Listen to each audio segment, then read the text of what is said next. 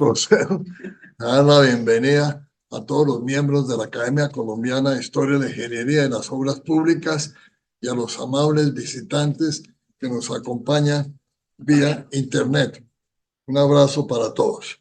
Procederé a presentar a nuestra ilustre conferencista del día de hoy. Nuestra huésped e invitada especial, doña María Jesús Prieto Lafargue, nacida en Salamanca, España, es madre de familia muy numerosa y es abuela. Sus rasgos distintivos de su carácter son el tesón, el compromiso social, el liderazgo en la gestión de equipos y la creatividad. Ella es ingeniero superior de telecomunicación por la Universidad Politécnica de Madrid.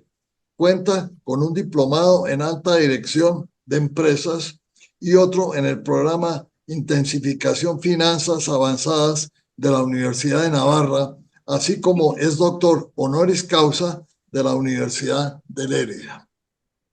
Entre los muchos cargos que ha ocupado se encuentran presidente de la Organización Mundial de la WFO, o sea, la Federación Mundial, que también los símbolos en español son FMOI. Es miembro del Consejo de Gobierno del Centro Internacional de Ciencia y Tecnología e Innovación para la Cooperación Sur-Sur, la ISTIC. Miembro del panel de asesores del Programa Innovación para el Desarrollo de la UNESCO. Miembro del Grupo de expertos de tecnología. ¿Salió dañado? Preparatoria de la cumbre Déjalo ahí, ahorita se lo cambio. En Sudáfrica. Pues déjelo para la partido, seguridad del si no, desarrollo. ¿cómo se va a ver? Miembro del panel de expertos de la cumbre de la Sociedad Innovación en Ginebra, Suiza. Representante del gobierno de España ante organismos internacionales y profesor invitado de muchas universidades nacionales e internacionales. Adicionalmente, fue ingeniero de proyectos y gerente nacional de Telefónica de España cuando vino a Colombia hace unos años para establecer en Colombia Telefónica. Director del consorcio del Banco Central Hispano para el sector de las comunicaciones, Sistercom, director del Instituto Nacional de Metrología de España, director general de la Fundación Madritel, miembro del Consejo de Administración en ATCAR S.A. y presidente del Instituto de la Ingeniería de España. Finalmente, fue galardonada como la mujer empresaria europea por la Red Europea de Mujeres Directivas en 1989. Premio al mejor directivo de la Cámara de Comercio e Industria de Madrid en 1995. Premio Salmantino distinguido por el periódico Tribuna, 1997. Medalla de honor de la Sociedad Kuwaití de Ingenieros en 1909. Medalla de honor del Conseil National des Ingénieurs et des Scientifiques de Francia en el año 2011. Y entre otros más, candidata al Premio Príncipe de Asturias de Cooperación Internacional en el año 2015. Está presentado, señor secretario, el currículum vitae de nuestra ilustre visitante. Procedemos ahora entonces a informar sobre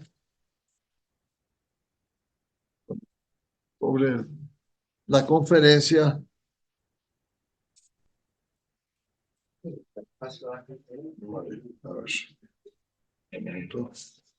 aquí, sobre la conferencia que nos dictará hoy María Jesús. La conferencia de María Jesús Prieto Lafargue, titulada 4 siglos de ingeniería española en ultramar, siglos XVI a XIX, repasa someramente la obra de ordenación y vertebración del territorio que realizó la Corona de España a través de la infraestructura, así como los servicios sociales y culturales en ese espacio geográfico desconocido, vastísimo y diverso desde la llegada a América en 1492 hasta el siglo XIX. La conferencia, en primer lugar, demostrará la ingente labor que duró 4 siglos y en el que los ingenieros militares primero y civiles después tuvieron un papel destacado debido a las necesidades de conocer el territorio, la cartografía, la geografía, la geología, articular el transporte, la arquitectura y el urbanismo con una obstinada preocupación por el uso eficaz y eficiente de los recursos disponibles. Cuando la tecnología española se fundió con las técnicas autóctonas y el mestizaje, junto con el proceso de transformación de conocimiento a los indígenas, que fue uno de los elementos determinantes del desarrollo cultural, económico y social de los territorios del Imperio Español. Después, en segundo lugar, la conferencia desarrollará la ingeniería y su significado en el esplendor del Imperio Español. Referirá el significado de la ingeniería, el paso del conocimiento científico al hecho tecnológico, su surgimiento en España y en Europa, el proceso de modificación de la naturaleza para objetivos humanos, la relación entre la ingeniería civil y la sociedad con la ingeniería militar, las instituciones que fueron determinantes para el aprendizaje cualificado de los ingenieros militares, el fin del esfuerzo de los ingenieros militares en Nueva España, hasta qué momento continuó el trabajo de los ingenieros militares en las tierras del recién descubierto continente americano y en las tierras del Pacífico y las técnicas constructivas del siglo XIX. Para terminar con algunos detalles de la ingeniería española contemporánea, con los ferrocarriles, puentes colgantes, telegrafía y telefonía de los ingenieros españoles, así como su influencia en la construcción de los estados modernos. He dicho. Le paso la palabra a continuación a nuestra ilustre expositora y le pido a María Jesús que por favor pase a la atril a celebrar a la audiencia e iniciar su conferencia. Buenos días, gracias. Mi agradecimiento a la Academia Colombiana de la Historia de la Ingeniería y Obra Civil por esta invitación que me permite estar hoy aquí, y gracias obviamente muy especiales a su presidente Jaime Santamaría, a su secretario general Luis Tellez, a las personas que nos acompañan y a todos aquellos que nos están haciendo la deferencia de conectarse a través de las redes. Para mí, créanme, es un honor estar en Bogotá, en Colombia, una nación muy querida, respetada, con un enorme patrimonio cultural, tangible, intangible, diversa, de profunda significación en aquella aventura emprendida por la corona española al final del siglo XV, de profunda significación en la historia de aquel imperio español único que tanto contribuyó a la civilización y al progreso de la humanidad. Por todo ello, gracias. Quisiera estar acertada para, sin aburrirles, ser capaz de trasladarles el doble propósito que tengo hoy en mi intervención y, en consecuencia, los dos ejes polarizadores en torno a los cuales utilizaré mi tiempo. Primero, mi convencimiento de que España ha sido una gran nación con una dilatada trayectoria de construcción universal. Una nación que con tan solo 4 o 5 millones de habitantes, como conocen al finalizar el siglo XV, no existían estadísticas fiables, fue capaz de descubrir, armonizar uno de los mayores imperios de la historia, el más extenso del globo, a mediados del siglo XVII.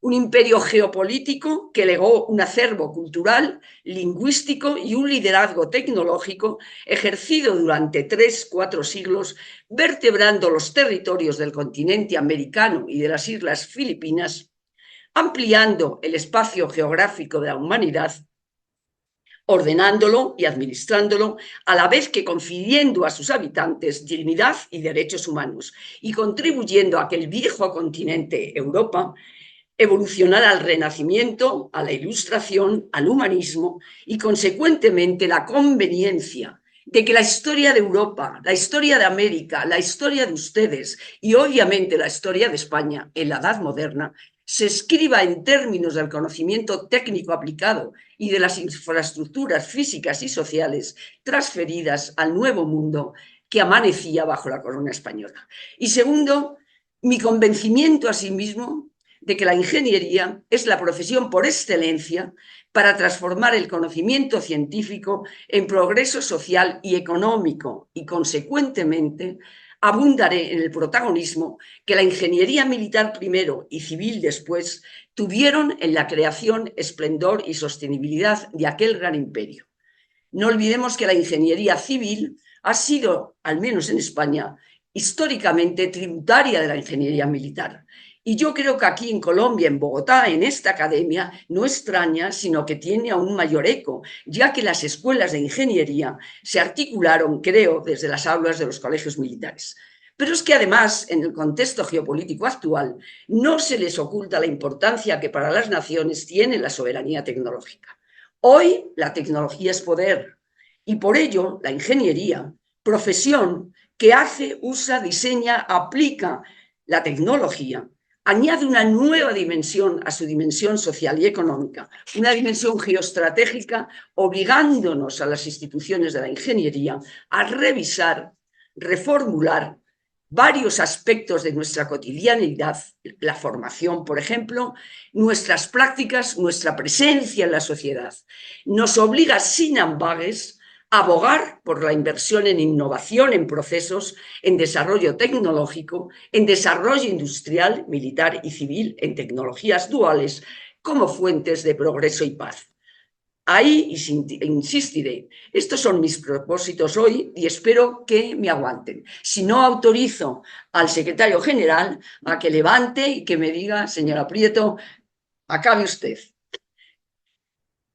Puedo seguir aquí un rato. 4 siglos de ingeniería española en ultramar, siglos XVI al XIX. El título no es mío.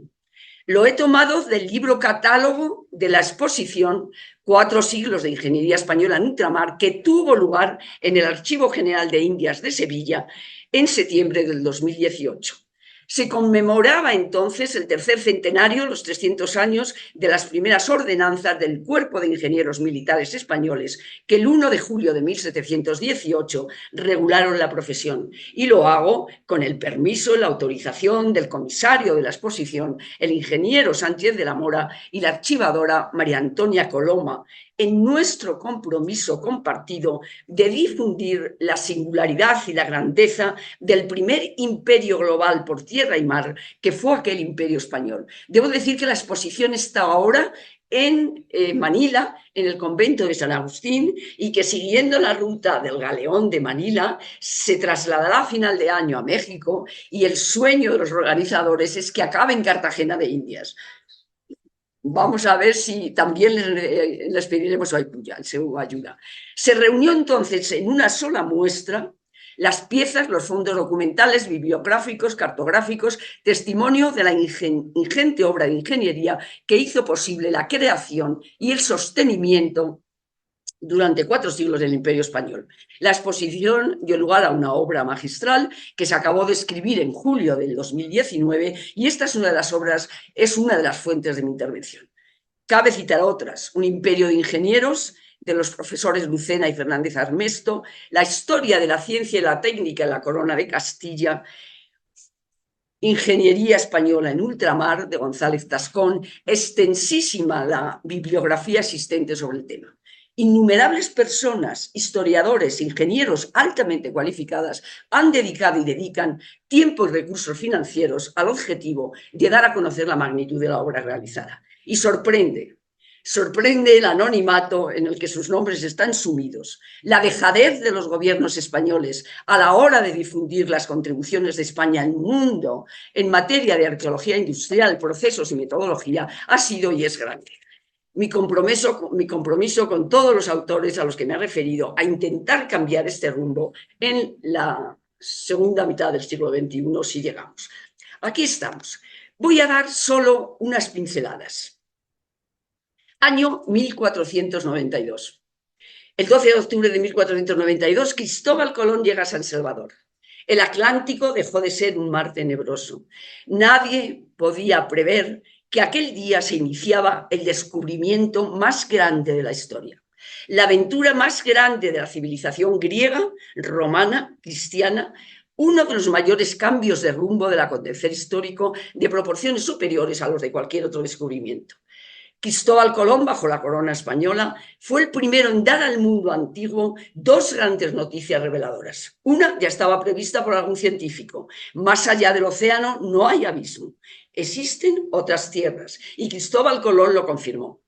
La otra gran noticia la comprobó cuando llegó a la desembocadura de un inmenso río, esa fantástica vena de agua dulce que es el Orinoco, un 15 de agosto de 1498. Cristóbal Colón escribe entonces a los reyes de España: vuestras altezas tienen acá otro mundo. Y el curso de la historia cambió totalmente. Los europeos se percataron de ello pronto desde el siglo XVI. Solo superará la importancia de los viajes de Colón la magnitud de la obra que supuso la identificación, asimilación, construcción, integración y modernización del continente americano primero y luego también los territorios del continente asiático.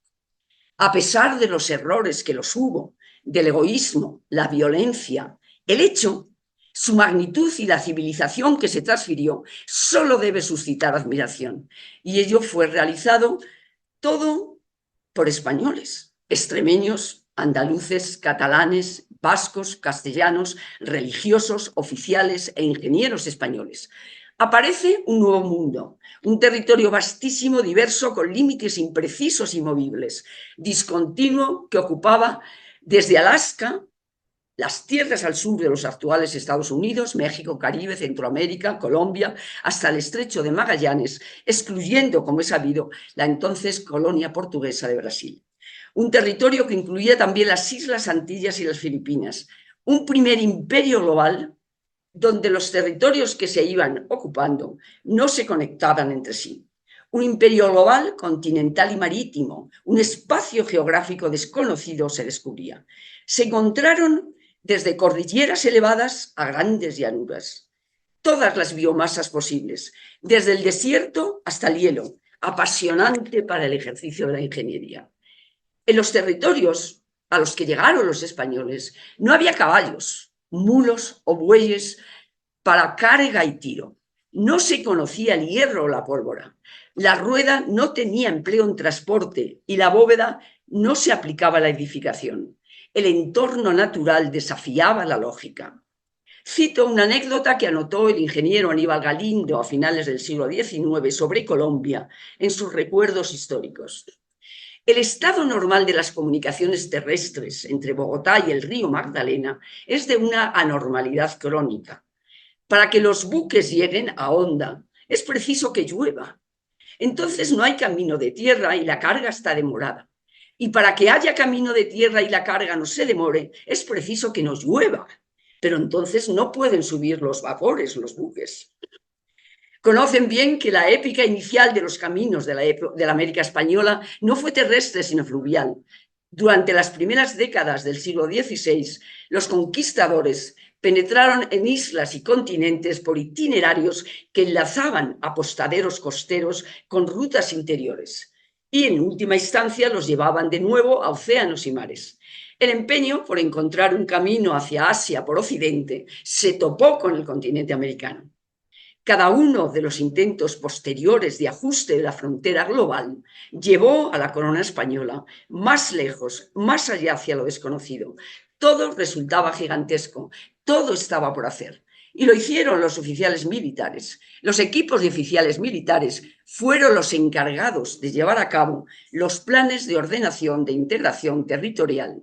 Utilizando los portulanos adecuados, se adentraron y pusieron en marcha su gran obra.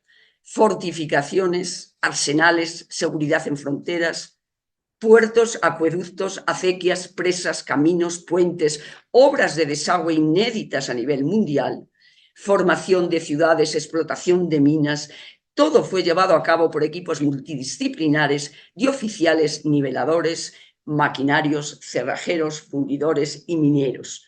Lo mismo calculaban la planicie de un terreno que preparaban artificios para elevar o descender el agua, abrir una mina y o disolver un metal. El enorme déficit de oficiales ingenieros con conocimientos teóricos cualificados en los ejércitos de Felipe II propició la fundación de la Academia de Matemáticas y Arquitectura Militar en Madrid en 1582. Ese temprano desarrollo de la ingeniería militar en España hizo posible el éxito del Imperio español y su sostenibilidad.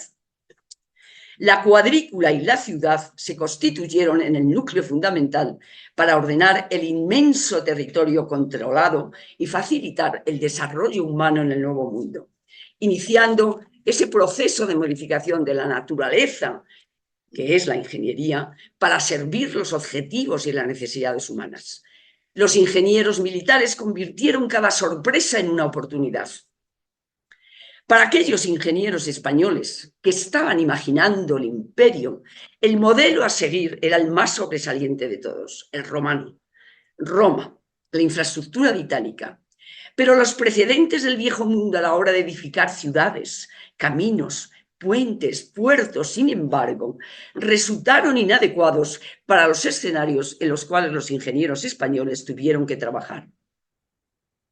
El intento de trasladar sin más los modos de usar la tecnología de la ingeniería española a territorios ultramarinos no soportaban los primeros meses de estancia. Las particularidades ecológicas obligaban a los ingenieros a aprovechar al máximo su conocimiento práctico. Se precisó de un esfuerzo extraordinario y de un ingenio inusual para llevar a cabo las obras públicas, enseñar y dirigir la mano de obra indígena, conseguir los materiales que demandaba un nuevo mundo desconocido.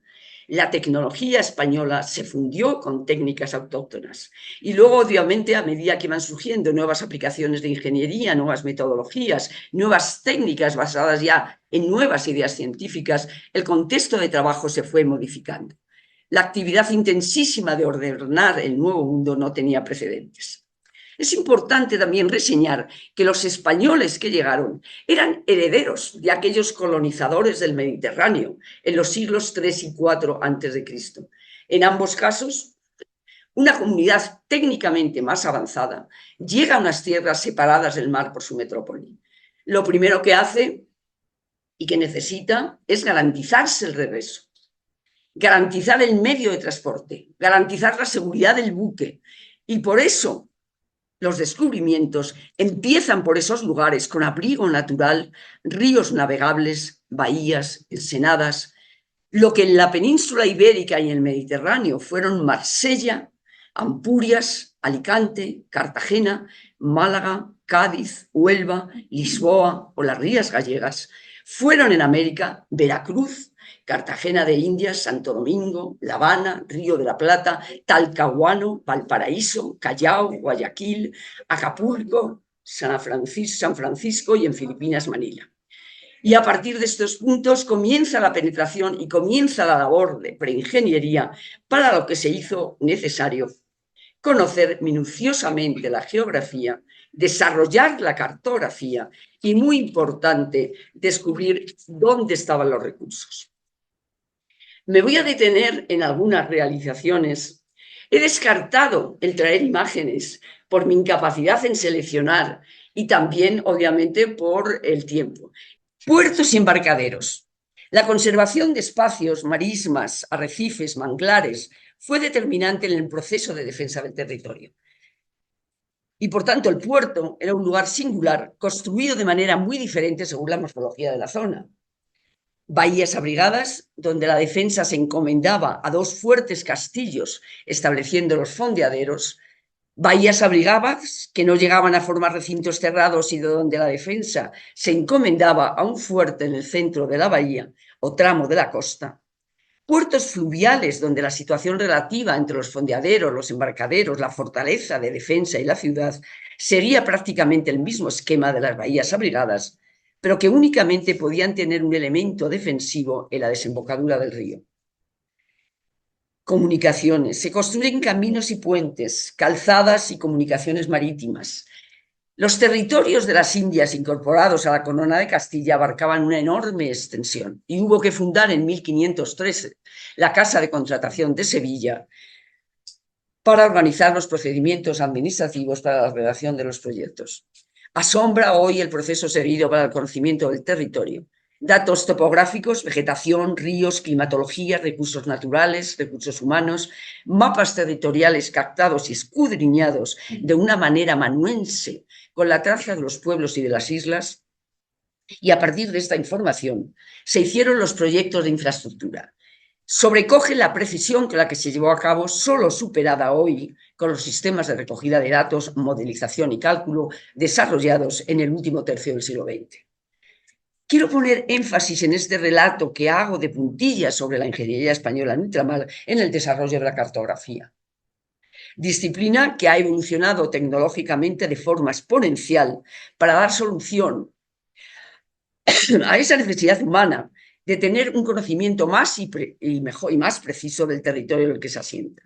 Y aquí tengo que citar la obra de Juan de la Cosa, cartógrafo cántabro, autor del mapa mundi más antiguo del continente americano, que es una joya que se conserva en el Museo Naval de Madrid y que les invito obviamente a visitarlo.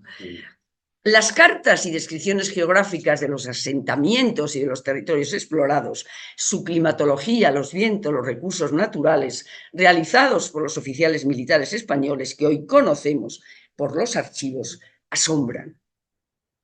Captados sin sensores y procesados, formulados sin microprocesadores, datos sobre la cultura de los indios, su interacción con los españoles. El proceso con el que se llevó a cabo la evangelización y el sistema de administración y gobierno era una información que llegaba a España y era recopilada por funcionarios designados por el rey y estructurada sin metodología. Habría que esperar hasta 1718, ya bajo la dinastía de los Borbones, cuando se organizan de una manera estructurada el cuerpo de ingenieros militares. Y es solo entonces cuando la cartografía, algo más como la conocemos hoy, se pone en marcha racionalizando las escalas y dando un salto cualitativo. El eje radial de las rutas y los caminos de Nueva España fue la Ciudad de México. Ciudad refundada en 1521 por Hernán Cortés sobre la primitiva Tenochtitlán. Su emplazamiento en la meseta central mexicana favoreció que las calzadas partieran todas de esta ciudad. Importantes caminos de anchas estructuras que unían la llamada Isla de México con las localidades ribereñas, las sendas de arria o herradura, los caminos carreteros, los caminos terrestres de los virreyes, el camino real de tierra adentro.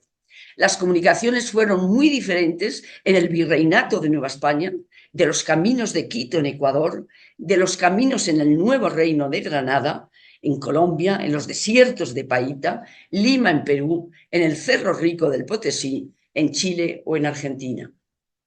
Las mayores dificultades de los caminos se encontraron en el paso de los ríos, que solían ser caudalosos, con crecidas inesperadas y corrientes. Y aquí la ingeniería española llevó a cabo una amplia variedad de tipologías, adaptándose a la hidrografía, orografía, topografía y climatología del territorio. Las dificultades, según se recogen en los archivos, fueron extremas. Puentes de guadúas, puentes colgantes de cadenas de eslabones de madera, puentes de hamaca, todo se ensayó. En general se aprovecharon los puentes y caminos prehispánicos porque eran los adecuados a la orografía y los ingenieros españoles los adaptaron a los nuevos sistemas de transporte para hacer posible la ruta de los metales por donde se llevaba la mercancía a los puertos. En estas comunicaciones terrestres hay que destacar el papel llevado a cabo por los frailes misioneros que recorrieron las sendas y caminos a pie y en lomos de mulas, participando en la construcción de obras públicas. Desde finales del siglo XV, cada viaje, cada exploración se nutrieron del deseo de cruzar al otro lado de la franja terrestre. La ignorancia geográfica que había impulsado los viajes de Colón inspiró a sus sucesores, entre otros Alonso de Ojeda, que en su segundo y tercer viaje llegó a esta tierra, hoy Colombia. A partir de este movimiento y los múltiples viajes se puso en marcha un proceso de comunicación intercultural e intergeneracional con dos objetivos: saber dónde se estaba y, consecuentemente, revisar el proyecto colombino. Si una tierra desconocida se hallaba por medio de una ruta prevista, ¿cómo se podría dar el salto hacia un océano desde el otro? ¿Se imaginan ustedes la importancia de los mapas y el ansia de perfeccionamiento de la cartografía? La otra savia del imperio fue la ingeniería minera. Sin embargo, parece que la dirección de la minería por parte de la corona fue más bien floja, distante, solo decisiva en las últimas décadas del siglo XVIII, con muy escaso apoyo financiero y con una dirección técnica oficial muy escueta. La razón: los minerales de plata en la América virreinal eran beneficiados mucho antes de la llegada de los españoles. Los nativos conocían muy bien las técnicas, los hornos de fundición, los recipientes de arcilla, donde se fundían las menas con alto contenido en plata. El 20 de abril de 1545 se descubrieron alambres de plata pura en la superficie del Cerro Rico potosino, pudiéndose obtener plata simplemente desprendiéndola de la tierra con ciseles. Obviamente, en muy poco tiempo, estos ricos afloramientos estuvieron exhaustos y los mineros se vieron obligados a trabajar en menas en el interior del cerro.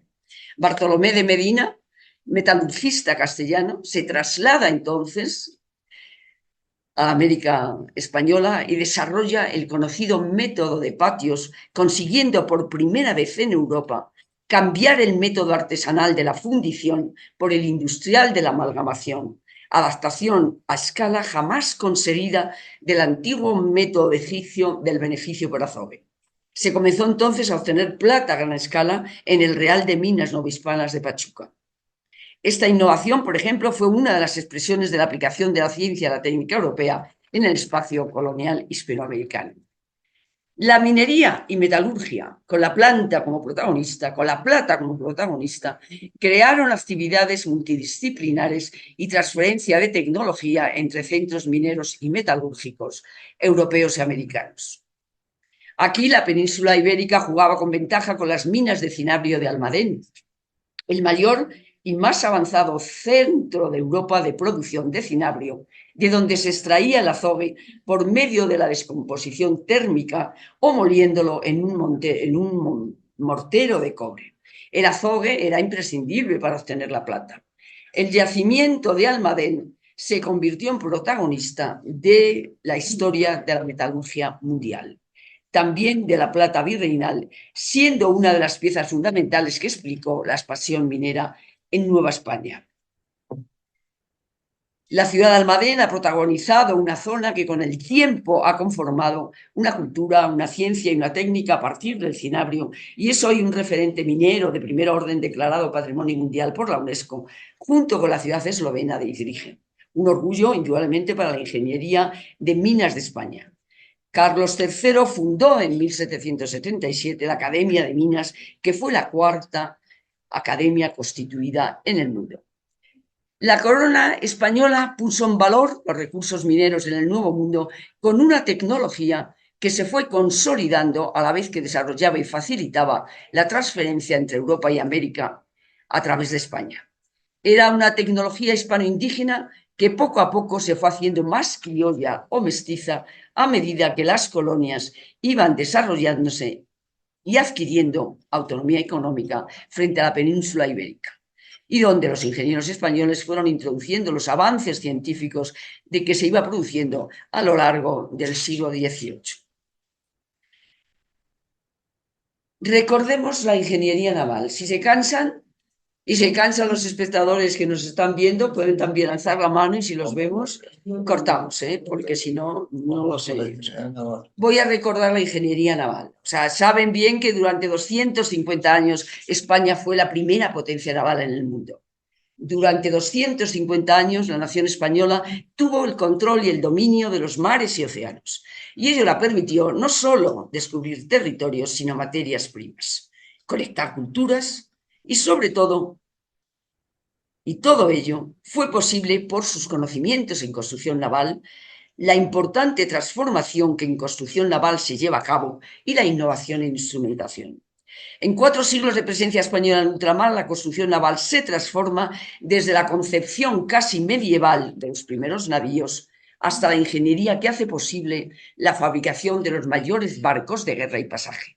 Las naves que habían cruzado el Atlántico en 1492 eran elegidas desde la gran variedad de navíos que se construyeron en España a finales del siglo XV. Los castellanos tenían una larga experiencia de navegación oceánica en costas africanas y mares europeos, y la corona de Aragón vino a añadir otra rica experiencia de siglos en el Mediterráneo. La carrera de las Indias se había convertido en la arteria vital del imperio, pero los barcos que cruzaban el Atlántico eran cada vez menos fiables y, en consecuencia, los barcos afectados para la carrera habían de cumplir con una arquitectura naval y una construcción sólida que los hiciera aptos para navegar no solo por todos los océanos, sino con calados muy limitados para cruzar la barra de Sanlúcar, por ejemplo, en Cádiz, y otros bajíos, además de una gran capacidad de carga y la posibilidad de convertirse en navíos armados cuando se necesitaran. Ello explica que España fuera la primera nación en Europa en producir detallados reglamentos de construcción naval en los que se condensaba la tecnología sin fórmulas matemáticas. Los navíos que surcaron hacia las islas Filipinas se construyeron ya después en Panamá. Las ordenanzas de 1607, 1613, 1618 fueron textos completos de diseño y construcción adelantados que impactaron al mundo, compendios del saber en diseño y construcción naval. Tengo que mencionar, obviamente, al marino e ingeniero naval Jorge Juan Santacilia, que reformó el modelo naval y que fue el primero en el mundo en medir el meridiano terrestre, demostrando que la Tierra está achatada por los polos. Bueno, voy a saltarme y voy a irme a lo que constituyó la esencia de las aportaciones de España a la civilización de las Américas y también en las áreas del Pacífico, que fue la ciudad. La fundación de ciudades en el Nuevo Mundo constituye seguramente una de las mayores empresas urbanísticas de la historia. Centenares de ciudades se levantan en apenas un siglo, desde 1500 a 1601. Un largo proceso urbanizador en el que se va consolidando lentamente la dominación y organización del complejo sistema territorial y social durante el gobierno de los Austrias primero y después de los Borbones, y donde la actuación de los ingenieros en la mejora y modernización de las ciudades alcanzó su máximo esplendor.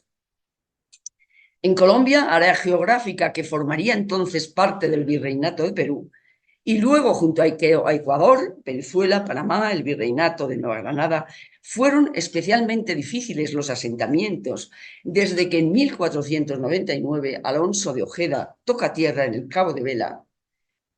Tan solo en 1525, Rodrigo de Bastidas funda el primero en la ciudad de Santa Marta, llegando después a Cartagena en 1533, y Santa Fe de Bogotá.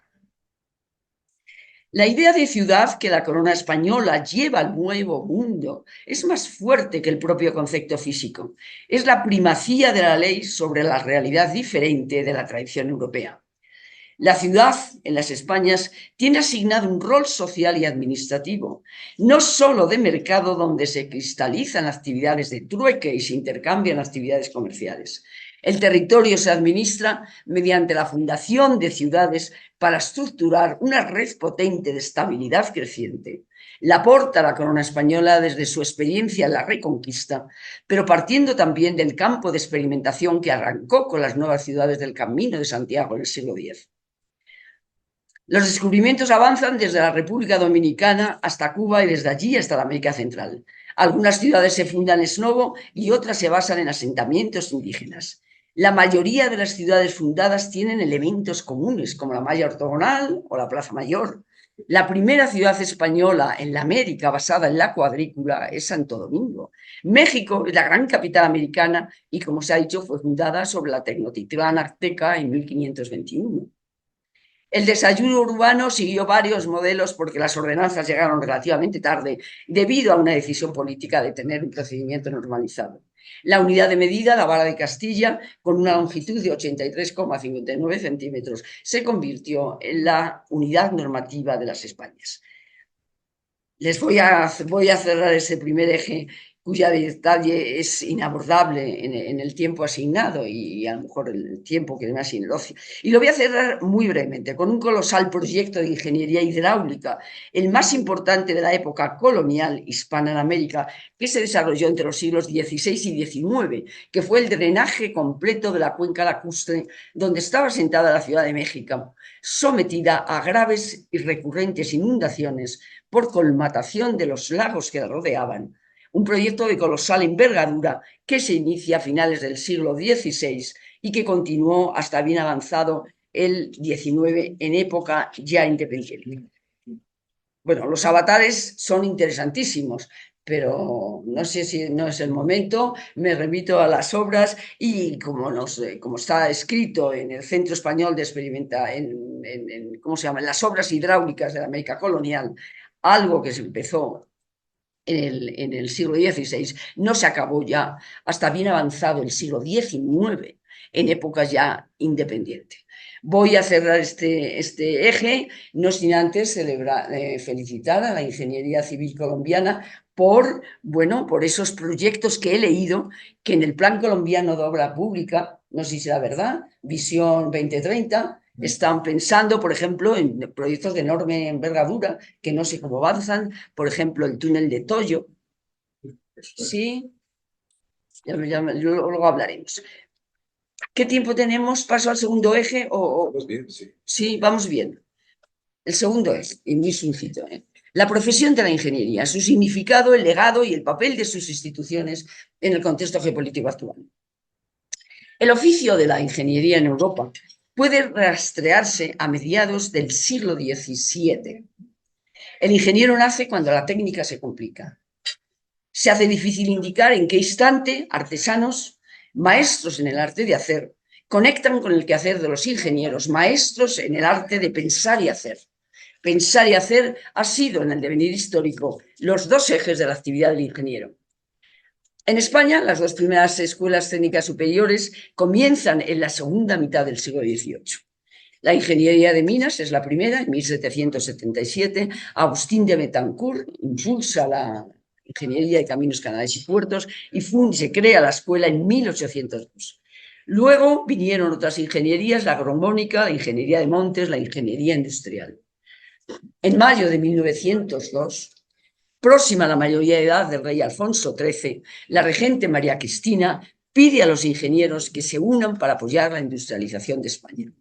La respuesta fue inmediata y en enero de 1905 se funda el Instituto de Ingenieros Civiles, en el que luego, con las 5 ingenierías que existían y al que luego se unen las que se fueron formando, como la ingeniería naval, que curiosamente había constituido su asociación muy tempranamente, pero la escuela no se había constituido hasta 1948, y luego llegaron la ingeniería aeronáutica, la ingeniería de telecomunicación y la ingeniería de CAI. El proyecto del Instituto de Ingenieros Civiles fue liderado por José Echegaray, que como conocen fue ingeniero, Premio Nobel de Literatura en 1904, dramaturgo, político, y que tuvo importantes aportaciones a las matemáticas y a las físicas mundiales. Después nombres como Juan de la Cierva, Leonardo Torres Quevedo dan forma al proyecto.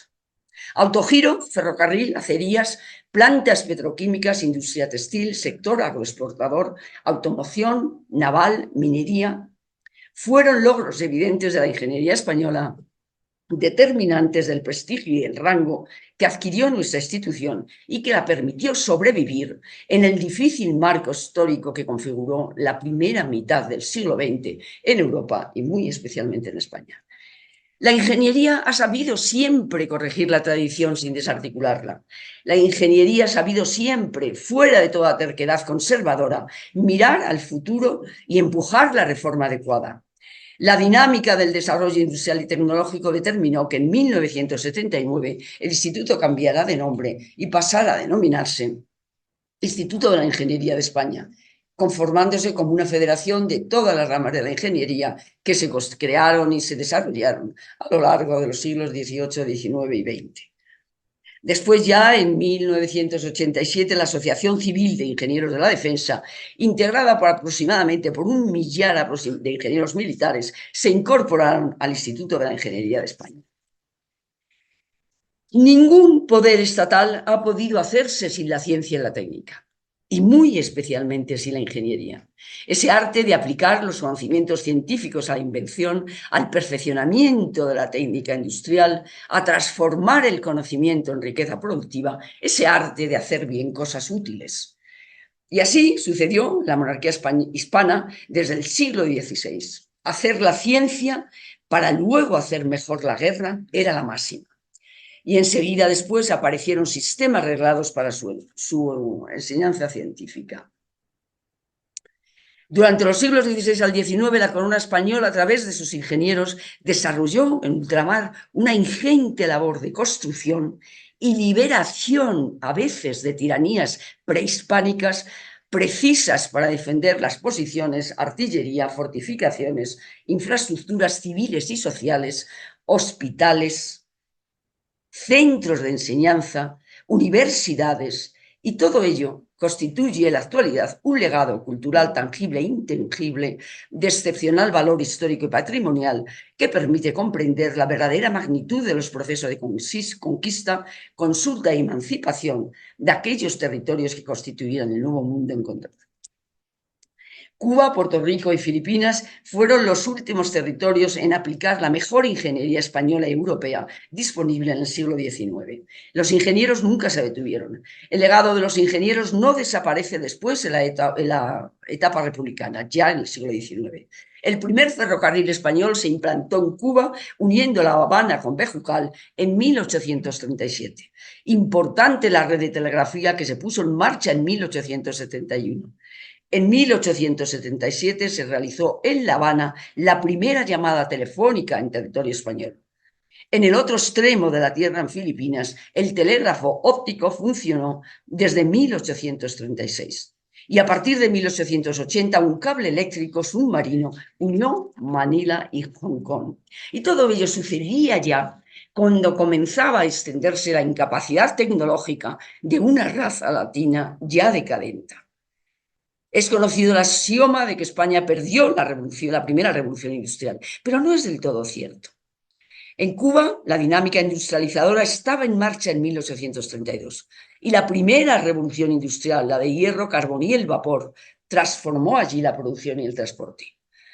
Las aportaciones de España a la historia de la ciencia y la tecnología que se plasmaron en la construcción del Nuevo Mundo son muy desconocidas y es necesario continuar con el amplio trabajo de investigación y ordenación que permita a la sociedad española y americana primero y al resto del mundo conocer la auténtica dimensión de las aportaciones realizadas al proceso de transferencia del conocimiento desde las primeras universidades que se fundan en Castilla, la de Salamanca, la de Alcalá de Henares, y luego se trasladaron a ultramar hasta nuestros días. Puede decirse sin ambages que a medida que la tecnología avanzaba y el conocimiento científico se extendía a lo largo del siglo XIX, la capacidad de los ingenieros españoles de todas las especialidades para innovar e introducir mejoras asombró en Europa. Fueron pioneros en adaptar los nuevos conocimientos, llegando a dominar el manejo de nuevos materiales, como es notable el caso del acero. Y después, algo que tampoco se conoce, en el último tercio del siglo XX, en crear la primera red pública de transmisión de datos con conmutación de paquetes, una tecnología que se discutió y que ha sido la que ha dado lugar a esa red planetaria de bases de datos universal que se vulgariza con el nombre de Internet. Esto no sabe nadie que la primera red pública de transmisión de datos con esta tecnología se puso en marcha en España. Voy a ir... Son muchos los nombres y quiero resaltar uno porque es interesante. Por ejemplo, el nombre de Isaac Peral y Caballero, inventor si no del primer submarino de la historia, sí de aquel que perfeccionaba otras iniciativas anteriores e introdujo innovaciones pioneras que lo hicieron único. Sin duda, como lo describiría su compañero José Echegaray, el submarino más completo y perfecto de lo que se había logrado hasta entonces. Una pieza única de arqueología industrial. No detallo lo que es la arqueología industrial y su importancia en el patrimonio industrial porque nos entretenderíamos, pero sí la labor que está haciendo, por ejemplo, el International Committee for Conservation of Industrial Heritage, que es la institución con sede en el Reino Unido que tiene el encargo de vigilar, inventariar, estimular a los gobiernos para la defensa del patrimonio industrial y para el patrimonio arqueológico, y que en España tiene la sede en Gijón. Como saben, en el territorio que nos importa ahora, en Hispanoamérica, hay muchos sitios declarados Patrimonio Mundial, en México, en Cuba, en Argentina, en Colombia. En Colombia, el paisaje cultural cafetero, en Bolivia, en Chile, en Paraguay. Y voy a acabar, porque creo que es interesante el pensamiento que quiero transmitir, para que entre todos impulsemos un cambio profundo en nuestras instituciones. Saben que el mundo hoy, este mayo de 2024, con la imprudencia que supone toda simplificación, está caracterizado por 4 grandes cosas, que es la enorme complejidad, una complejidad no lineal, donde nada es extrapolable integrando su comportamiento en el pasado y donde deja de ser útil lo que en la cultura organizacional se suele y se denomina la forma usual de hacer las cosas. La interdependencia, queramos o no, se ha hablado mucho de la globalización, el de-risking, un mundo globalizado, aun cuando se cuestionen sus logros y se extiendan, obviamente, corrientes proteccionistas, se reconfiguren las cadenas de producción globales, se aumenten los aranceles a las importaciones, se ponga freno a las exportaciones, pero un mundo global imparable por la fuerza de la tecnología, su democratización, el cambio en los comportamientos sociales. Ahora bien, sin duda alguna, un modelo de globalización que ha cerrado un capítulo y que está buscando otro que lo sustituya. Una tercera característica es el enorme stock de capital científico y tecnológico acumulado. El capital científico y tecnológico acumulado en los últimos 80 años nos permite entender prácticamente todo en una amplia gama de saberes. Y hoy hay suficiente tecnología, suficiente ciencia para resolver cualquier necesidad sentida por el ser humano, obviamente, excepto la libertad y el amor, ¿no? Y el último rasgo es la disrupción en el status quo geopolítico. La red de alianzas que sostenía la hegemonía de Occidente está demostrando ser un producto del siglo XX. Ese paso de un mundo unipolar a otro que no se sabe cómo será, si bipolar, multipolar, con el desplazamiento del eje central del Atlántico al Pacífico, con enormes tensiones estructurales. No sé si están familiarizados con toda la problemática del sur global, las reuniones que están teniendo los BRICS, y no sé tampoco siquiera si les interesa. Las importantes reuniones que hubo en el año pasado y que habrá otra en octubre para ampliar el grupo de los BRIC y empezar a tener colaboraciones no solo en materia económica, en materia tecnológica. Estados Unidos, que anunció la creación de una vía alternativa, la Belt and Road Initiative de China, que una ruta alternativa que no se ha puesto en marcha, pero la decadencia de Occidente parece ser una realidad, como también lo es la transferencia del multilateralismo al minilateralismo en materia de seguridad y defensa. Y en medio de esta incertidumbre, de la oscuridad de este escenario complejo, lo que no está claro en el caso nuestro es si lo que aguarda el viejo continente Europa es la prosperidad o la decadencia más absoluta. Pero sí, lo que sí aparece nítido es que la capacidad de las regiones, de las naciones, para progresar y ser soberanas, para enseñorearse y no ser tributarias, para ofrecer a sus ciudadanos paz, derecho y respeto a los valores democráticos, es su soberanía tecnológica. Es la autonomía estratégica que da el dominio del conocimiento científico aplicado. Es la disponibilidad de una industria avanzada tecnológicamente. Ser dependiente en innovación tecnológica equivale a ser dependiente estratégicamente. Hoy cobra más sentido que nunca aquel aserto de Francis Bacon primero y Foucault después de que la tecnología es poder. Pero los entornos tecnológicos en los que ya nos desenvolvemos, las tecnologías de la información avanzadas, la familia de tecnologías de inteligencia artificial, donde se incluye, por supuesto, la generativa, la nanotecnología, la fotónica, la biotecnología, la computación cuántica, los metamateriales, la robótica, la cibernética y la ciberseguridad, están aquí para hacer de la industria de la tecnología aplicada un proveedor de paz y una garantía de seguridad. Los entornos tecnológicos en los que nos desenvolvemos obligan a las sociedades e instituciones de la ingeniería a un cambio sustancial y parece que no lo estamos haciendo al ritmo necesario. Si hasta ayer el ingeniero transformaba la naturaleza, hoy con las tecnologías disponibles puede transformar la vida. Y aquí es donde radica el carácter geoestratégico de la ingeniería. Y hoy aquí, en esta Academia Colombiana de la Historia, de la Ingeniería y de Obra Civil, les animo a abordar los cambios precisos, a impulsar otra formación de ingenieros y arquitectos, donde la ética y la interdisciplinariedad ya no son una opción.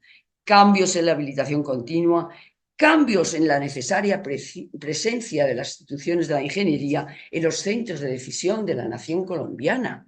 Es notorio el desfase que hay entre la ciencia aplicada y la política. Las normas y los valores que orientan la conducta de los políticos son muy diferentes de los que orientan el pensar y hacer de los ingenieros. Y hoy la dimensión geoestratégica de la ingeniería y la geopolítica tecnológica hace indispensable cerrar esa brecha. Ustedes, los ingenieros colombianos, tienen y que están en los centros de decisión, porque es urgente que cuestiones tan esenciales para la vida de los ciudadanos colombianos, como es el agua, la energía, la transición hacia otras fuentes de energía, la valoración de los residuos, la adaptación al cambio climático, se aparten de la ideología.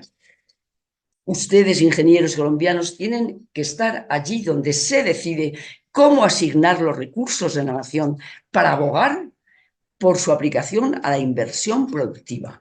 El moverse a lo largo de la cadena de valor, que lo dicen como si fuera fácil, desde la extracción de la minería y materiales básicos hasta la producción de tecnologías limpias, requiere inversión y conocimiento, no ideología. Y Colombia es una nación privilegiada en biodiversidad, en recursos naturales, y sin embargo le está costando trasladar eso al bienestar social y económico de sus ciudadanos. Y ustedes tienen la obligación de involucrarse, salir de su espacio de confort. Colombia lo tiene todo. Convierta los obstáculos de la región latinoamericana en ventajas competitivas. Yo todos los días leo pequeñas startups colombianas realmente interesantes que mueren por falta, claro, de apoyo en inversión. Bueno, respetable audiencia que nos está escuchando, si todavía están y se mantienen las redes y los que están aquí. Hoy todo lo que la corona española aportó al continente americano conforma un legado único, un patrimonio cultural, tecnológico, industrial de 4 siglos que la corona española puso humildemente a los servicios más nobles de la humanidad. Y merece la pena que nos sintamos orgullosos.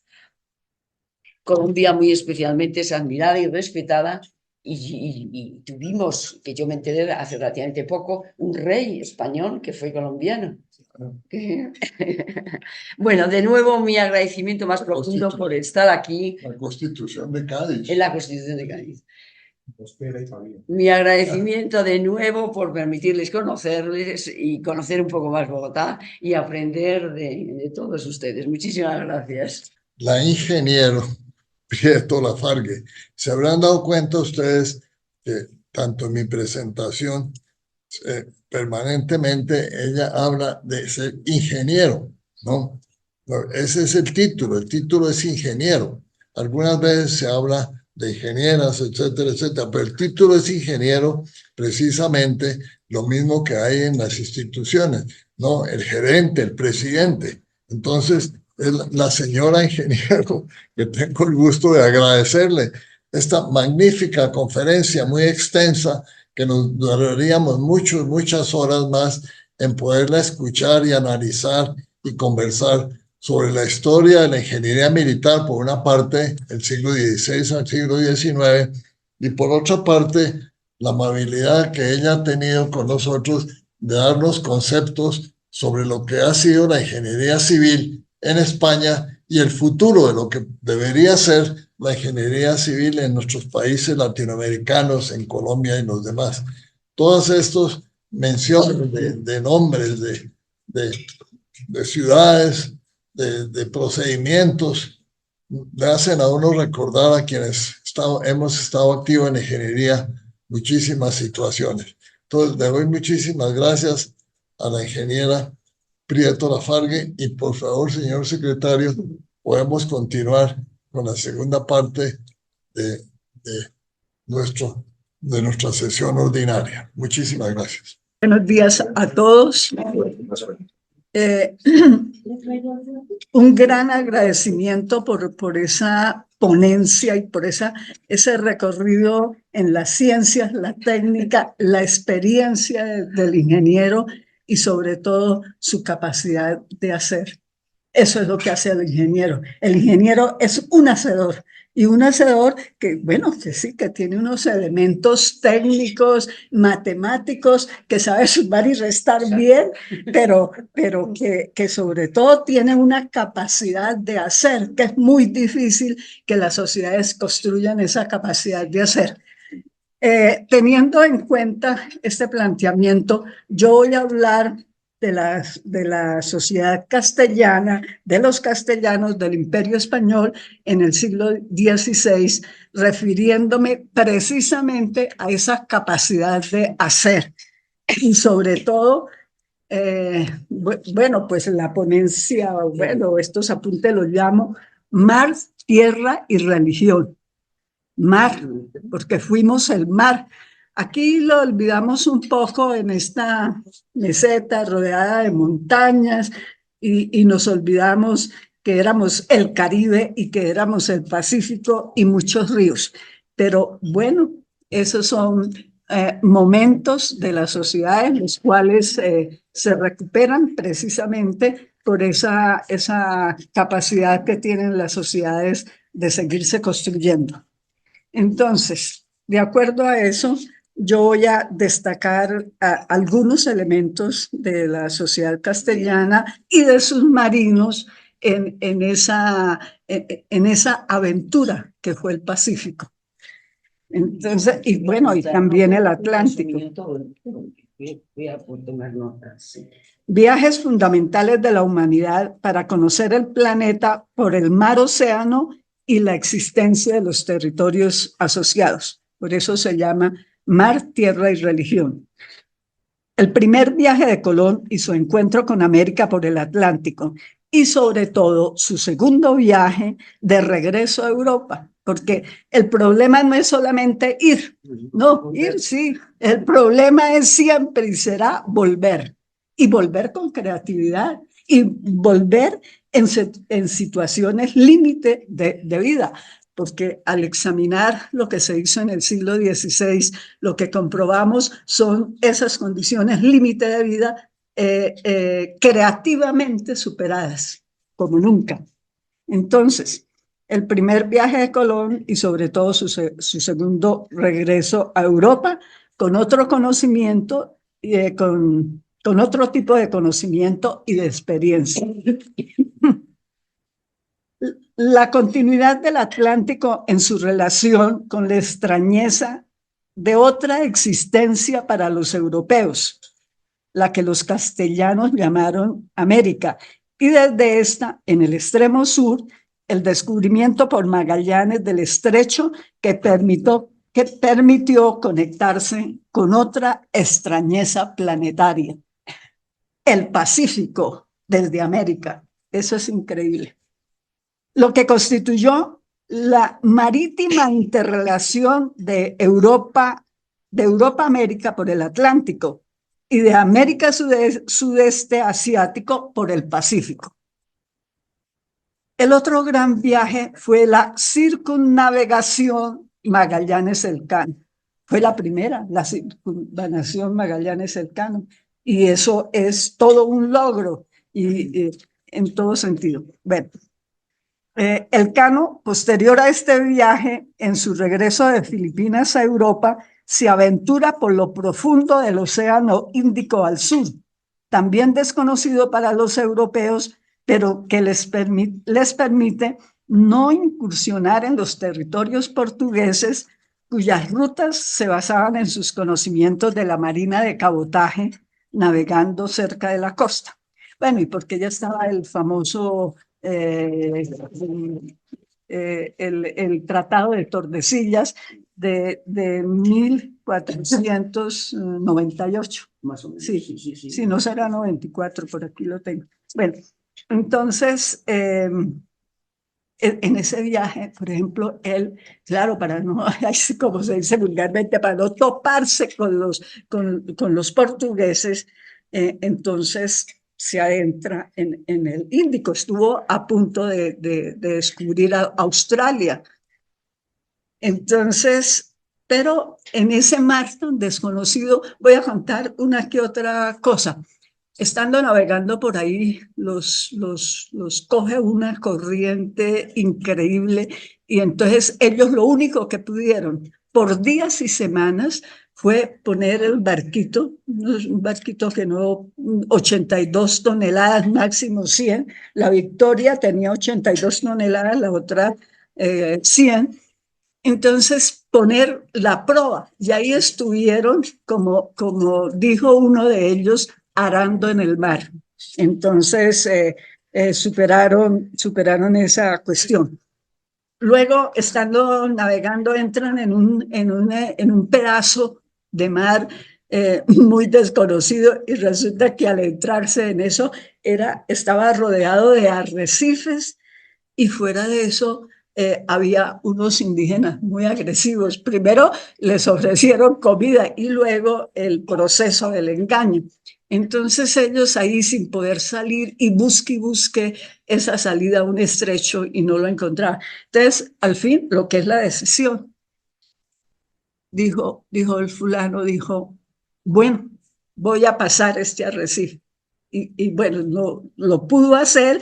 Encontraron un estrecho por donde escasamente cabía la nave y entonces, pues claro, los indígenas era con unas naves de remo y en cambio, pues ellos ya estaban a vela.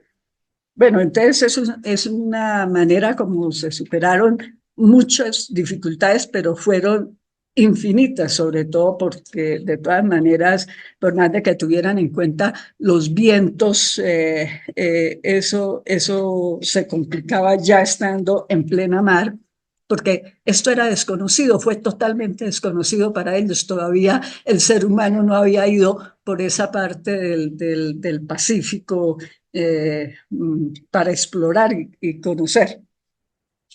Estaban las sociedades del entorno, ¿no? Entonces,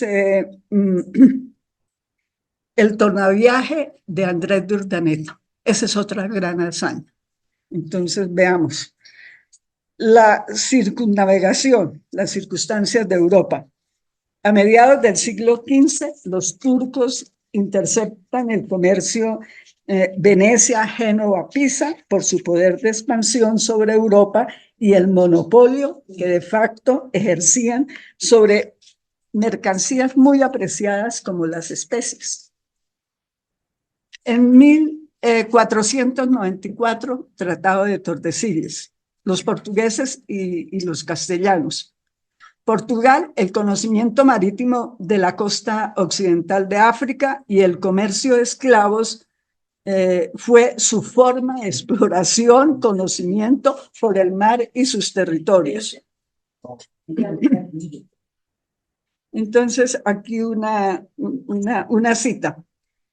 En la costa occidental de África, el tráfico transatlántico de esclavos comenzó en el siglo XV, más concretamente en el año 1441, con el tráfico de los primeros esclavos africanos llevado a cabo por los portugueses. Los futuros esclavos eran capturados generalmente por otros africanos y transportados a la costa occidental de África, que era donde estaban los portugueses. Aquí dice que 1441, y ahí tengo la cita, pero precisamente en estas cosas del tornaviaje, de lo que fue el Pacífico, pues yo leí que hacía 100 años que ya los portugueses estaban con esos... con ese comercio de los esclavos y con esa manera de situarse frente al mundo. Entonces, bueno, también vuelvo a señalar el segundo viaje de Colón. porque es el conocimiento y la práctica del tornaviaje América-Europa. Castilla comienza su exploración y expansión por lo absolutamente desconocido, sin bordear las costas, sino mar abierto, o sea, ¿cómo se llama? De altura, la forma marítima, en vez de ser la de cabotaje, la de altura. 1503, yo tengo 1503, pero yo te oí decir 1513, Sevilla, la casa de contrastación. Sí, sí, yo voy a verificar. Sí, entonces, bueno, otro hecho importante, por ejemplo, la escritura en España. Eso es fundamental y esto es lo que dice la escritura y la escritura de los avances tecnológicos y científicos más importantes de la época, toda la cartografía, y eso era, mejor dicho, ahí sí, ansiosos por recibir todas las cartas, todo lo que fuera información y sobre todo organizarlo también. Entonces, otro hecho importante es la Casa de Contratación de Sevilla, que sirvió para recopilar toda la información de la geografía y características de los distintos territorios, así como los avances en ciencias técnicas y en instrumentos de la época. 1512, bueno, entonces que descubren las Molucas los portugueses, no me detengo ahí. 1513, Núñez de Balboa avista el Pacífico, 25 de septiembre de 1513. Y aquí voy a citar a todo un personaje, que esto es muy importante en lo que es la Marina. Dice Hernán Cortés, conquista Tenochtitlán, o sea, 1521. Ya con esta base se dedica en 3 años, oigan ustedes bien, en 3 años a conocer la costa pacífica de Nueva España y a construir barcos. Eso fue lo que más me gustó, a construir barcos. En estos comienzos buscan bahías que fuesen, bueno, propias para la construcción de un astillero y que tuvieran bancos de arena para donde pudiesen carenar, es decir, preparar o componer el casco de la nave. 1522, con la expedición Magallanes-Elcano, salen 5 naves, pero están en mal estado, construidas en el Cantábrico. Cantábrico. ¿El mar Cantábrico? Sí. Sí, construidas Los allá. astilleros, sí, seguro. Y 5 naves ahí, muy regulares, porque no era que aflorara el dinero allá para la corona. Bueno, ya utilizando el nuevo estrecho, llegan después de ingentes dificultades, yo me salto todo ese proceso a las Molucas y completa la primera circunnavegación. Una confirmación, las Molucas, 10 años después de los portugueses, ellos llegan allá. Pero fueron los primeros que avistaron Guam, la isla de Guam, y Filipinas. Otro punto. ¿Cómo se realizó el tornaviaje de Filipinas a España? Objetivo: el propósito de Carlos I, cuando estaba muy joven, pero tenía, como se dice, perspectivas. Carlos I, como Felipe II, en estas empresas imperiales, su objetivo era establecer relaciones comerciales con China y Japón, los prácticamente desconocidos territorios del sudeste asiático.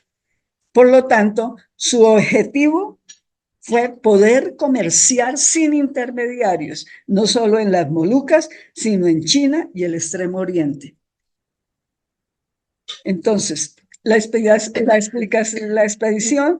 debía en su trayectoria respetar los territorios de acuerdo al Tratado de Tordesillas. 1 de junio, Legazpi, en la isla Cebú, se funda la villa de San Miguel.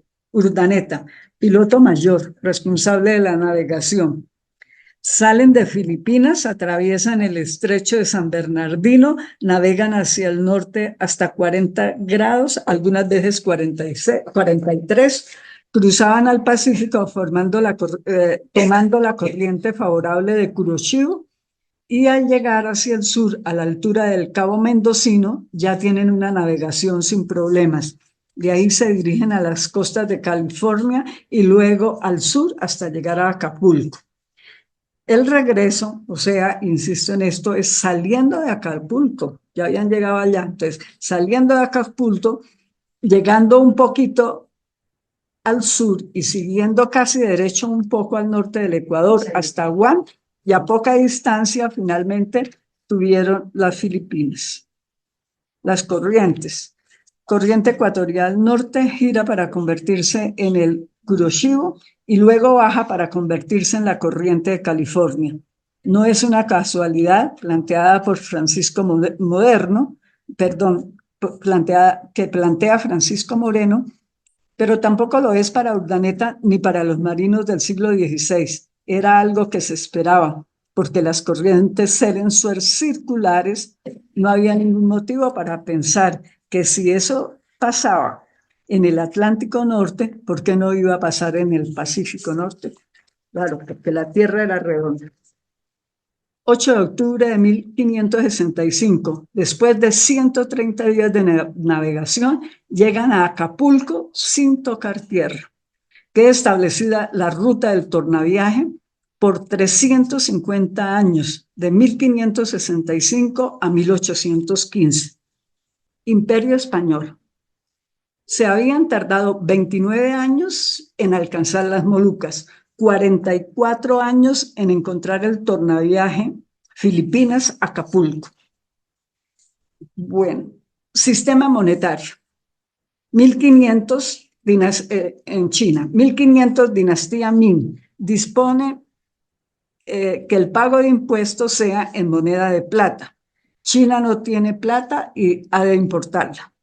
1526, Japón descubre minas, pero se le agotaron relativamente pronto. 1545, Perú, minas del Potosí, entre comillas, vale tanto como un Potosí, cierra comillas. 1546, minas de plata en Nueva España, Zacatecas. 1555, Nueva España, Bartolomé Medina descubre el procedimiento del patio, proceso químico que hace una moneda de excelente calidad y que utiliza el mercurio. 1563, minas de Azogue, Perú, Huancavelica. Pero ¿cómo mal escrito? 1567, la China decide levantar las prohibiciones y liberaliza el comercio chino con ultramar. 1580, la ley del gasto único la extiende a todo el imperio chino. Con dicho comercio se importan una serie de productos muy estimados en Occidente, los más importantes, la seda y las especias, y otros productos de todo el sudeste asiático, Camboya, India y de otros territorios, también del Japón. Todo esto se paga con plata americana. Desde Nueva España se envía cochinilla para tintes, armas, semillas y otros productos agrícolas, lo que conduce a un cambio en la alimentación de los chinos y a un aumento sensible de la población. Manila se convierte en una ciudad cosmopolita. Manila intramuros, ciudad amurallada donde habitan los españoles. Por precaución eran unos 2.000 y los chinos 30.000. El Payán es el barrio de los sangleyes de Manila. Eran los chinos comerciantes y artesanos especializados. Los japones, como los llamaban, unos 3.000. Capacidad española. Una oportuna competencia para atender la demanda china. Tecnología de construcción naval y militar, artillería que sostenía todo el tráfico sudeste asiático, España y Nueva España. Nave Victoria que le dio la vuelta al mundo, muy bien construida. Abundancia de madera de excelente calidad en Filipinas. tecnología de procedimiento del patio para producir plata de gran calidad, conocimiento de las rutas como la del tornaviaje, que no las conocían sino los españoles, existencia de pilotos experimentados, sólida posición de la monarquía española en el Pacífico, con puertos, minas de plata en Nueva España y Perú, más fácil su exportación desde América que desde Europa. Balance de lo que significó el Galeón de Manila. Significó una moneda global muy aceptada en todos los continentes. Nueva España y Perú representaron el poder que es el comercio y la moneda. Sevilla y Manila con conflictos de intereses muy fuertes. La organización de la corona española con relación a los 3 continentes. Su centro es el Galeón de Manila, lo que involucró diversos actores, la corona española, los poderosos grupos de comerciantes, Sevilla, Cádiz y los criollos de Nueva España. Libertad del comercio con ultramar, uso de la plata como moneda en el Imperio chino y más tarde con su aceptación del real de A8. Intercambios de arte, de tecnologías y saberes entre los distintos términos de la relación. Y el Galeón de Manila también representó una administración muy adecuada para su funcionamiento, como se reflejan en permisos, cuánta cantidad de mercancías y de plata se permitía circular para limar las asperezas del conflicto que existía entre comerciantes de Sevilla y de Manila. Boletas eran unos vales para que la gente que tenía derecho a que sus mercancías ocuparan un espacio en los galeones. Pancada, dice Francisco Moreno, comillas, era una central de compras, eran muy modernos. Los chinos, en vez de comprar al por menor, que vengan por nuestra central de compras y así yo les controlo más y les cobro los impuestos con más exactitud. Pero esto funcionó a medias. Almohadifazgo era el impuesto que se cobraba a los mercaderes y a los barcos. Como que me saqué una hoja. Situado, que era esa ayuda, ese socorro, esa financiación de aquellos asentamientos que en el caso de Filipinas estaban en necesidad hasta el siglo XVIII. El autor referenciado deja en claro la racionalidad y practicidad de este comercio intercontinental masivo. Así, cómo valorar la carga, distribuir el espacio en el galeón, asignar la carga a los chinos, en fin, que cada miembro de la buleta no se la comprara a otros, que preparara su carga y declarara el valor, impuestos que se iban a cobrar, trasladado de las facturas y al registro del galeón. Eso es una cita. Ciencia del embalaje. Fácil es suponer lo que significaba el embalaje para los viajes largos con corrientes y vientos adversos muchas veces y en 4 o más meses de travesía, sobre todo para las sedas, las porcelanas, los jarrones y para todo lo que pudiera quebrarse o deteriorarse. Realmente toda una ciencia el embalaje. El contrabando. Fue otra empresa muy próspera para los comerciantes de ambos lados del Atlántico y del Pacífico. Si una mercancía era avaluada en 1,000 pesos, podría ser realmente de 1,000,000. Algunos otros lo calculaban en un 300%. De acuerdo a los hechos, había gran reticencia en decir oposición a cambiar la ruta de Manila y su paso por el estrecho de San Bernardino. Esa ruta significaba una serie de puntos donde se proveía el contrabando. Los galeones.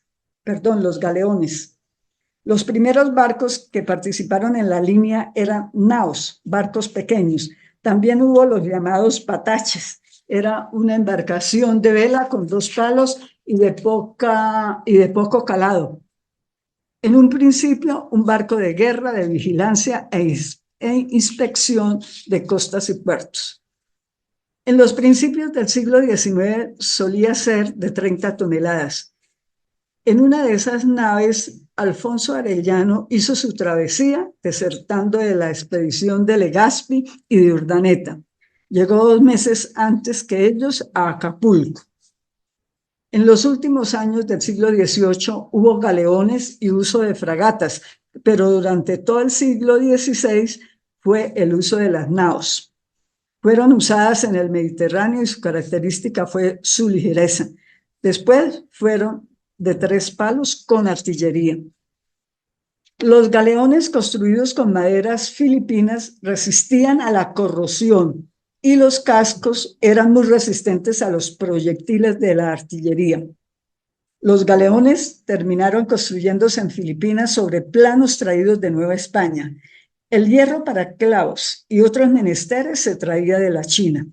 La construcción de barcos la dirigían españoles y a menudo criollos. Los carpinteros eran chinos y el resto de la mano de obra filipinos. La artillería venía de la Nueva España o de la península ibérica. Los galeones eran de guerra y de comercio. Los primeros barcos construidos en Nueva España duraban entre 8 y 10 años. Los de Filipinas tenían un uso de 15 años a pesar del desgaste tremendo que implicaba atravesar el Pacífico. Bueno, tripulación. Tenía un capitán general y el almirante, nombrados por el gobernador, pero designados por los comerciantes, verdaderos dueños del galeón. La tripulación general, marineros, artilleros, soldados. Había nacionalidades y lenguas, pero la mayoría eran criollos o filipinos. Los pasajeros, familias, criados, funcionarios.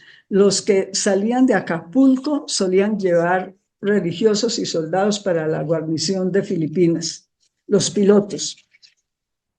Era el personal más importante de una travesía.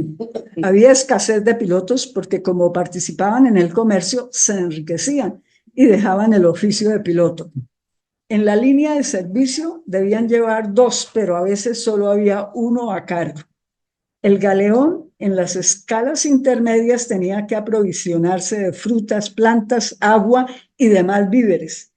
Eran unas embarcaciones casi siempre con gran sobrepeso, lo que ponía en peligro, lo que los ponía en peligro de tener problemas. Entonces, el hacinamiento, la falta de higiene, de víveres y agua producía enfermedades mortales para la época. Escorbuto, tifoidea, tifos, cólera, disentería, fiebre amarilla. En el galeón había ratas, piojos e insectos que también producían enfermedades. Mucha parte de los embarcados en la categoría de pasaje vivía en cubierta, protegidos tan solo por una lona. La oportunidad de aprovisionarse no fue sino hasta el siglo XVII en la costa baja de California. Había misiones religiosas allí y los vendedores apenas veían un barco, les ofrecían alimentos frescos. Llegaban a Acapulco, que tenía un gran fuerte como defensa. En esta ciudad se organizaba uno de los mercados más importantes de la época. Se descargaba el barco y se ponían las mercancías en los toldos o tolderetes, donde acudían muchos interesados en el intercambio de las mercancías venidas de Oriente. La plata viajaba de Acapulco a Guam y a Manila. La mercancía, Acapulco, Ciudad de México, donde había otro mercado muy famoso, Veracruz. También estaba La Habana y Sevilla.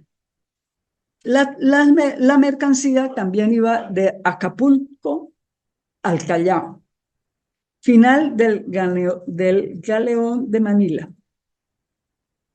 Por disposición de la Corona de Cádiz en 1813, la que se hace pública en septiembre de 1814, ordenando la supresión de la nao de Acapulco. Fernando VII ratifica la supresión por decreto del 23 de abril de 1815. En 1815 salió de México el último galeón a Manila con el nombre de San Fernando en honor a Magallanes. Lo que se suprimió fue el galeón como tal. El galeón quedó por la corona sometido a restricciones.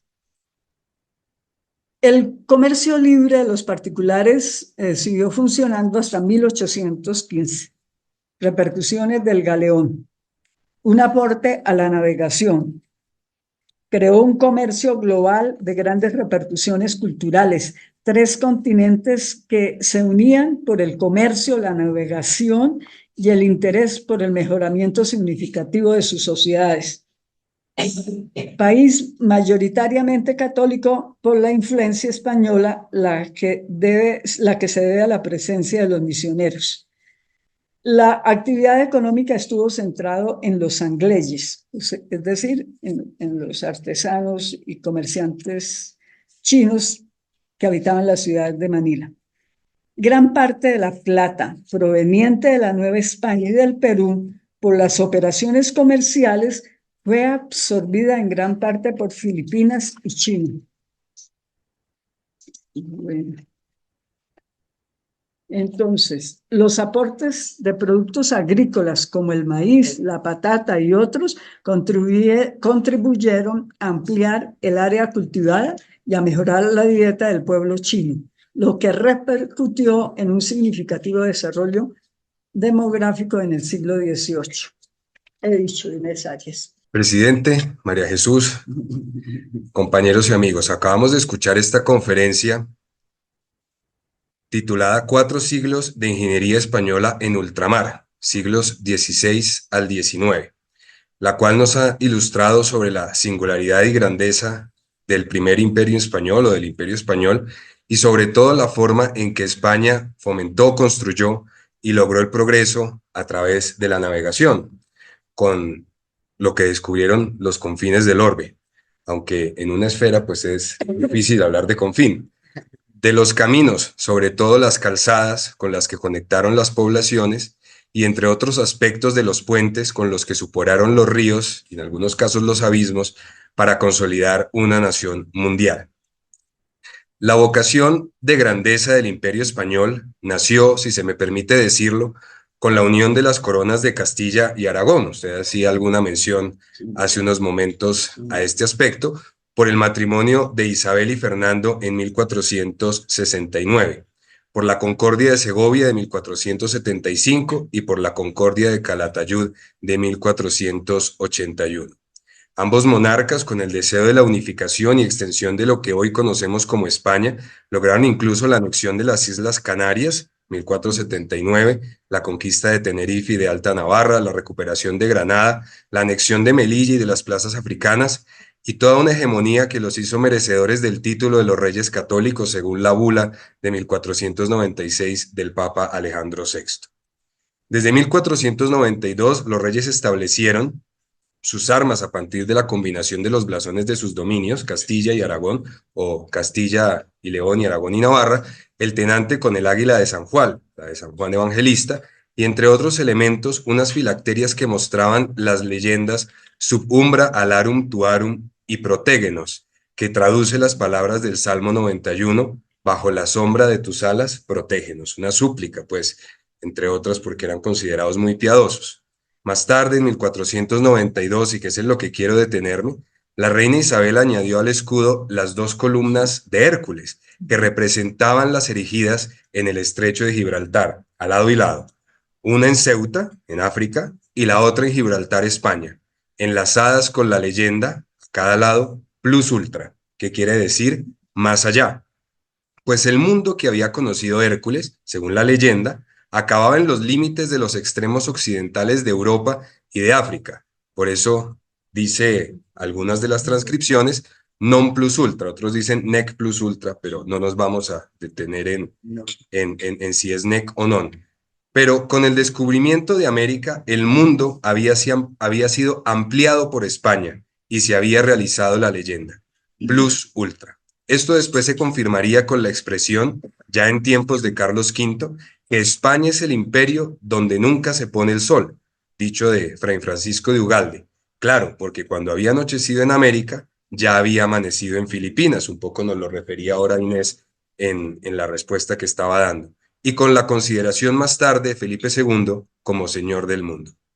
Después de la muerte de Isabel de Castilla, 1504, apareció en el escudo del rey Fernando el yugo, que con la yunta es elemento puesto a las bestias para el arado, en una significación de que el poder es una carga que no trae consigo privilegios, sino deberes y responsabilidades. Esto un poco lo significaba usted ahora con el pensamiento que tiene el ingeniero de las obras, con el político que maneja los recursos.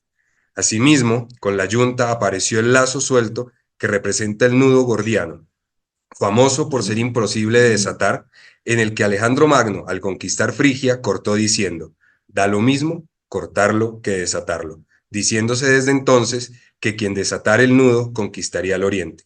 Pues bien, Fernando II, que venció a Boabdil, si se nos permite decirlo, estableció como lema personal tanto monta, da lo mismo, como vencedor del poderío musulmán y heredero del afán por expandir los dominios españoles. Las columnas de Hércules, a las que hacía ya referencia, fueron conservadas en el diseño de las armas imperiales de Carlos I de España y en los demás blasones durante los periodos de transformación política y de sucesión, hasta llegar al actual escudo definido en el Real Decreto de 1982. Para concluir esta serie de alusiones al talante del Imperio Español, que es de cierta forma al que debemos todo, la fe, el idioma, las construcciones, la organización territorial, el derecho, las bibliotecas y las universidades, quiero rescatar la alusión que ha hecho María Jesús y la cito, cómo España se había beneficiado de las vías y los ingenios construidos por los romanos porque en ellos se inspiraron los ingenieros españoles. Y es que realmente estas vías romanas, que son las calzadas que terminan de aparecer en el siglo III, son por las que pasó y aún pasa, casi 8 siglos después, el Camino de Santiago, al que usted también nos ha hecho referencia, que sobre todo por la senda primitiva que parte de Oviedo y llega a Compostela en el norte de España, en Galicia. Esta calzada aún hoy se puede pisar y se puede apreciar allí. Sabemos bien que el tema central de esta conferencia han sido los 4 siglos de la ingeniería española en ultramar. Sin embargo, es importante hacer destacar que desde finales de la Edad Media, cada año salían barcos desde Irlanda, Escandinavia, Alemania, Polonia, Islandia, Inglaterra, Flandes, Bretaña y entre otros lugares Italia, para ir por mar hasta Compostela y visitar la tumba del apóstol Santiago el Mayor, patrono de todas las Españas y cuya fiesta, en la aparición de Clavijo, hoy celebramos y coincide con esta visita y esta conferencia. Los puertos más significativos, claramente, fueron el de Dartmouth en Inglaterra y, por supuesto, el de La Coruña en España, donde también aún hoy quienes visiten el lugar pueden encontrar la columna hercúlea en ese lugar. Hasta el siglo XII, ahora se sabe que llegaron a Compostela tantos peregrinos por mar como por tierra. De hecho, según los registros de los controles tributarios de Inglaterra en el siglo XIV, todos los barcos debían declarar lo que llevaban, toneles de vino, telas, ónix o azabache, y además el número de peregrinos que viajaban específicamente a Compostela. Con estas cifras en mente, se sabe que cada barco transportaba entre 40 y 400 peregrinos por viaje al norte de España, de lo cual se tiene que, de la relación de España o de lo que hoy es España, en su relación con el mar, se remonta al siglo VIII, sigue al siglo X y se intensifica en el XII, porque el camino a Compostela, como el camino a Jerusalén, hicieron las rutas del comercio entre Asia, Europa e Inglaterra. Finalmente, hay que hacer destacar cómo realmente los dominios de ultramar no fueron para España colonias, realmente no vivimos la época de la colonia, como sí ocurrió en el caso de Francia, Holanda e Inglaterra, incluso de Gran Bretaña. Los dominios de ultramar hacían parte del reino español y del imperio en su momento, al punto que, por ejemplo, había virrey. Por ello mismo, luego de la conquista, que para aquella época era el hecho jurídico por el que se adquiría el derecho de dominio según la herencia romana, el derecho de conquista, vino la incorporación de estos dominios al reino, primero de Castilla y luego a España, que después se confundiría con la época virreinal y que terminaría con la República en 1819, y precisamente su final, datado jurídicamente en 1821, con la promulgación de la Constitución de Colombia en la Villa del Rosario de Cúcuta. Serían innumerables los aspectos que nos faltarían por mencionar, pero aunado a lo que usted mencionaba y por supuesto lo que decía Inés, habría que agregar que dentro de la navegación española, sobre todo la vasca, ¿no? Porque los astilleros más relevantes y la fábrica de barcos españoles empieza en el siglo XVIII con fuerza, 1712-14, con el Hércules, que me parece que fue el primer navío grande que tuvo España. Está la llegada de la Talavera, que es toda la industria de cerámica, que hoy en día, por ejemplo, es el ícono de Puebla en México, pero realmente fue una industria vasca que llegó hasta México precisamente por la vía de la navegación. De nuevo, con nuestro presidente, con los miembros de la Junta Directiva, los compañeros académicos, nos congratulamos por su presencia, María Jesús, y nos unimos al agradecimiento por haber querido venir a visitar nuestra academia y a este mismo tiempo estrechar los vínculos que nos unen, por supuesto, con España y con toda su gente. Muchas gracias. Que primero quería saludar a María Jesús. Hemos coincidido en reuniones mundiales de la ingeniería y con todo el aprecio de siempre, María Jesús. También saludar a los presentes, a mi amigo Jaime Santamaría y a todos los que están viendo y escuchando esta importante plática y conferencia. Yo veo de suma importancia este tema y hay un fuerte paralelismo en un libro que se editó, que se imprimió y se difundió, que se llama Hispanismo, Cenit del Humanismo, historia verdadera del legado tecnológico en el Nuevo Mundo. Los autores, uno es español, otro es mexicano. El autor español, Francisco García Blanch, y el mexicano es Avelino Cortizo, que me pidieron hiciera el prólogo del libro. Pero es una gran obra donde hay una fuerte similitud del tema que se ha tocado el día de hoy, desde la base científica y tecnológica del hispanismo, del Nuevo Mundo, se vino a fusionar todo ese bagaje de conocimiento en transporte, en la alimentación, en la medicina, y luego pues todo lo que sucedió ya en la fusión.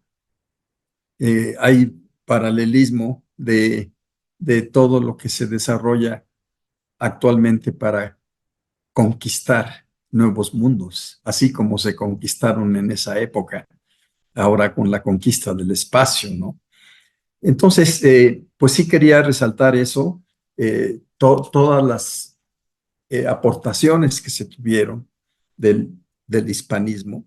Después, con la llegada ya más reciente de la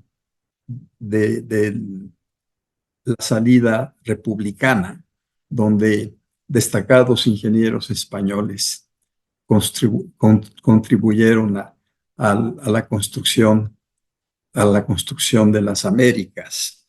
Entonces, sí quería mencionar esto, porque con esto pues se viene a tener información de todo lo que se ha expresado aquí, con la información que se ha venido generando en la edición de este libro. Y efectivamente se combinan y se fusionan las historias. Primero, pues la parte de la ingeniería mesoamericana, también en la colonia, pero desde luego todo lo que heredaron en las grandes obras que se realizaron y también en años recientes, pues las contribuciones que tuvieron para el crecimiento de los países de América Latina y de los países del Caribe. Y lo más importante es que hay un paralelismo de esta fusión en todo lo que ahora se habla de los objetivos de desarrollo sostenible. En esa época, increíblemente, ya se perseguían la mayor parte de los objetivos de desarrollo sustentable o sostenible que actualmente se tienen para el año 2030. Son enormes casualidades. Y desde luego, fue la ciencia, la tecnología, la ingeniería, especialmente la ingeniería, pues fue esa herencia y también esa fusión de lo que aprendimos del hispanismo y de lo que también se aprendió de las culturas precolombinas. Era lo que quería comentar. Muchísimas gracias. Quiero dar por terminada nuestra sesión ordinaria de la Academia de Historia de la Ingeniería y de las Obras Públicas de la Academia Colombiana. Luego de estas magníficas intervenciones del ingeniero María Jesús Prieto Lafarne, de la participación de Inés Arias y de los comentarios que leyó nuestro secretario general aquí, Luis Felipe Telles, muy interesantes también, sobre todo lo del Camino de Santiago y todos sus aspectos relacionados con temas españoles. Y luego también dan agradecimiento a Salvador Landeros por su intervención. A todos ustedes que tengan una feliz tarde. Muchas gracias por su participación. Un abrazo para todos. Muchísimas gracias.